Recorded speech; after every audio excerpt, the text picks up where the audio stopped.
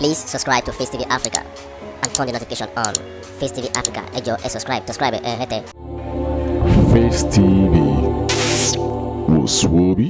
Kò sígbà tí àwọn politician yóò ní jẹ́ ká máa sọ̀rọ̀ wọn. Àná ọ̀pọ̀lọpọ̀ gbà ní máa sọ fáwọn èèyàn wípé Nigerian politics, the only thing tó mọ̀ ní kí wọ́n pawó sáwọ́ àpò ara wọn kò sí èyí tó kan àwọn ọmọ Nàìjíríà nínú nǹkan tí wọ́n ṣe. Bóyá kí election dé kó try possible best wọn láti make sure pé láti confuse àbí láti persuade àwọn èèyàn kí wọ́n dìbò fún wọn kó fi àwọn nǹkan kan tù wọ́n lójú. I think that's the only thing tí mo rí tí àwọn politicians ṣe. Iṣẹ́ kárí mi ni wọ́n ṣe. But some people, they don't want to understand that. I watched this Tunde Bakare, Pastor Tunde Bakare video yesterday.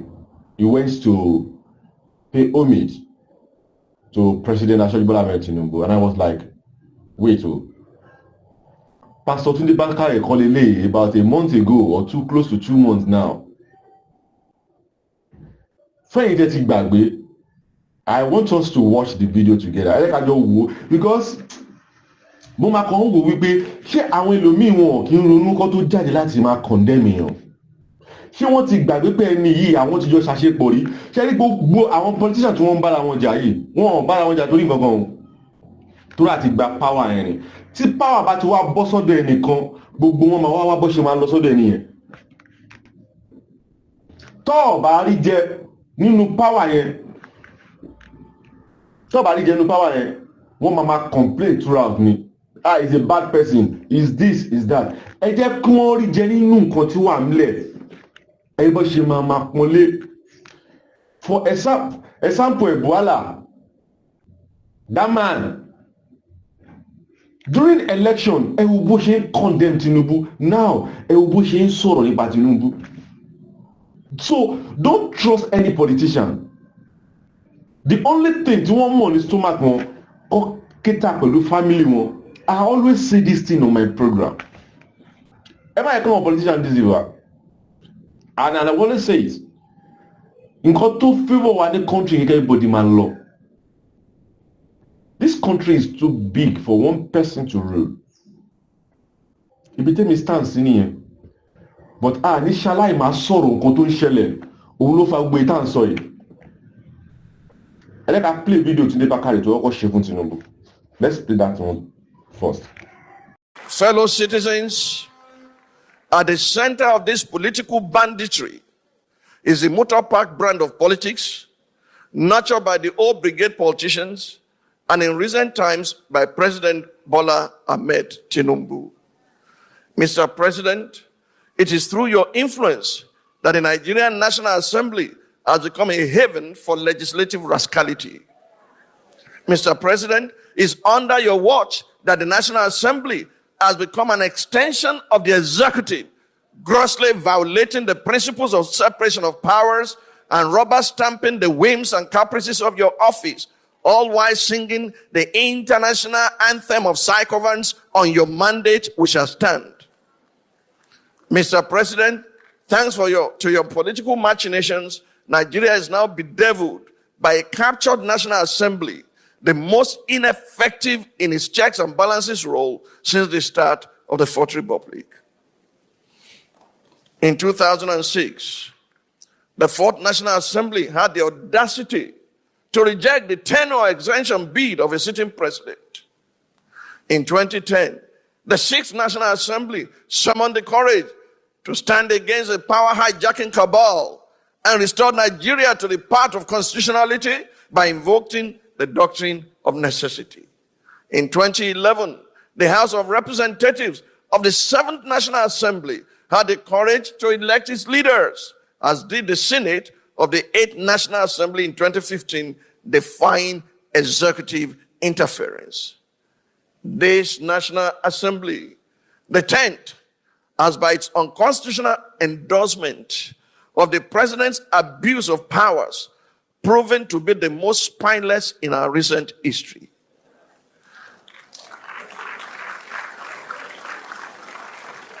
Through its actions and inactions, the National Assembly has in effect become the 48th member of the president's cabinet.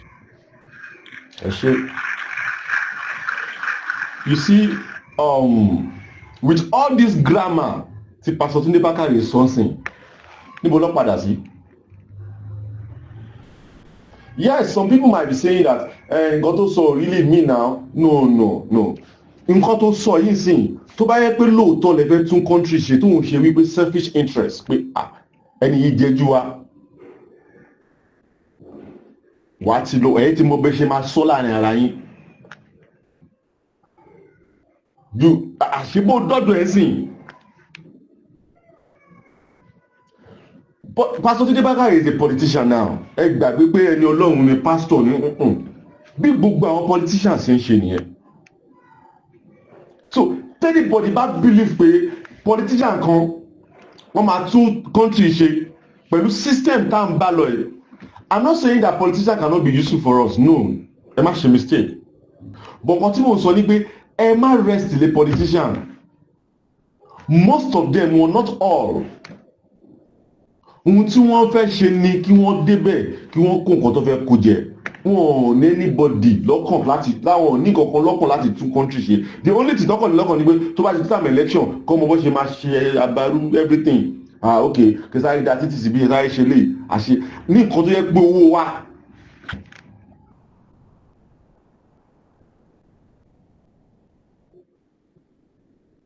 So, and that is how all of them are doing. We all know that Tinubu government is somehow, and we want everybody to come out and condemn it. But kò ṣe kẹ́ condemn tán kí nǹkan tó wá lọ lẹ́yìn kẹsẹ̀ wá bẹ̀rẹ̀ sí ń bọ́ta ṣe pé bí gbogbo wọn ṣe máa ń kọ́kọ́ ṣe nìyẹn tó bá yá wọn tó wá lọ sọ́dọ̀ ẹ̀ ọ̀dọ̀ Tinubu wá tọ́dọ̀ Tinubu tó wá ṣe bẹ̀rẹ̀ sí ń sọ you know he's trying his possible best, he's doing this, he's doing that, we are discussing something. Why can't you discuss that thing before you come out on here and be saying all these things, if not because of one or two things did not happen? Now ó ti wá ń ṣẹlẹ̀ ń sìn ó ti wá ń di bẹ́ṣẹ̀ ọ̀rá ń pàṣẹ. And some people will tell me that I'm not saying pastors should not join politics, no, but be sincere. Be sincere. And what is happening now is affecting Tinubu. Oh, sorry, what happened during Tinubu regime? Nísìn tó ń ṣẹlẹ̀ yìí sìn Tinubu náà ti ṣe owó ẹ̀rí ní time Jonathan. Ohun tó fà á tí most of people, especially me, torí at that time tó wáyé pé Tinubu support ti Jonathan ní fún subsidy to remove at that time. Bóyá wá yọ ni o bóyá kò wá yọ ni o àwọn èèyàn mọ̀ pé ó yìí support ẹ̀ náà. Now tó bá wá yọ sí àwọn èèyàn ní time Jonathan náà ó support Jonathan kò yọ so tó bá yọ sí ó mì pé ó interest ẹ ni. But at that time Tinubu protest ó kọ́ àwọn èèyàn jáde lẹ́kọ̀ọ́ kọ́ protest bẹ́ẹ̀ ni pé kíní yóò dáa. Now kíní ilẹ̀ wá ń rí as an achievement government in sin, which I'm also call is commendable, but kíní in every most of people wá ń rí as achievement, and this is the thing the president kọ́kọ́ lóun fẹ́ ṣe tẹ́yìn yarí tẹ́tẹ́ protest against. If you stand on your word that time pé subsidy ìdá tó wá padà wá yọ ń sìn, people will not be against you like that because they will know that no, you told them that this thing is good. Ṣé àwọn politician wọn ò ní interest anybody lọ́kàn tó máa ń ṣe ní pé tó bá ti lè rí pé gọ́ọ̀mẹ̀ntì yìí ó ń ṣe nǹkan tó ṣe kí ló kọ ẹ̀ wọ́n máa kí ni yẹn dá o but wọ́n máa against ẹ pé nǹkan tó ń ṣe yẹn ò dá kò put it right. Kọ́ wọ́n lè dé position yẹn. So most of all of them are the same. Tẹ́ bá gbọ́ nǹkan tí Pastor Bakare sọ́sìn, let's play that one sef. Ẹ dẹ́ ká play yẹn náà kàn papa. Let's play that one. Well, it's not about just reservations. It's about how the country will go well. My life, personal vision is to see a nation that works in my lifetime. And those things I've discussed with Mr. President. They're not hidden things, but I've learned that when you discuss with the person in charge, you leave it with him to do whatsoever he wills with what you have suggested. So I've had a private conversation with Mr. President, and I'm glad that he received me well, and I trust that God will help our nation. What areas specifically do you want him to improve on? I've just told you what transpired in my discussion with him stays with me and with him.